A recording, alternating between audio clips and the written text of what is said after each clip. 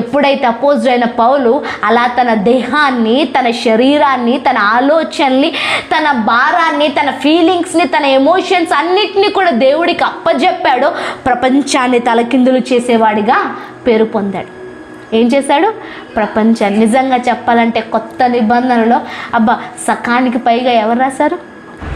Two third of అంటే అదేంటి, ఇంకా అదేంటి 3వ భాగం అనుకోవాలి. 4 భాగాల్లో 3వ భాగం ఎవరు రాశారంటే 3 భాగాలు అపోజిట్ అయిన పౌలే రాశాడు. ఎందుకు అంటే నా ఫీలింగ్స్ దేవుడు, నా ఎమోషన్స్ని దేవుడు వాడుకున్నాడు, నా ఆలోచనని దేవుడు వాడుకున్నాడు, నా తలంపులను దేవుడు వాడుకున్నాడు, నా దేహాన్ని దేవుడు వాడుకున్నాడు, నా మాటను దేవుడు అని దేవుడికి అప్పచెప్పినప్పుడు దేవుడు ప్రతీదీ కూడా వాడుకోవడం. ఈరోజు అదే చెప్తున్నాను, నీ గొంతు దేవుడు వాడాలా, నీ చూపు దేవుడు వాడాలా, నీ మనసు దేవుడు వాడుకోవాలా, నీ దేహం దేవుడు వాడుకోవాలి.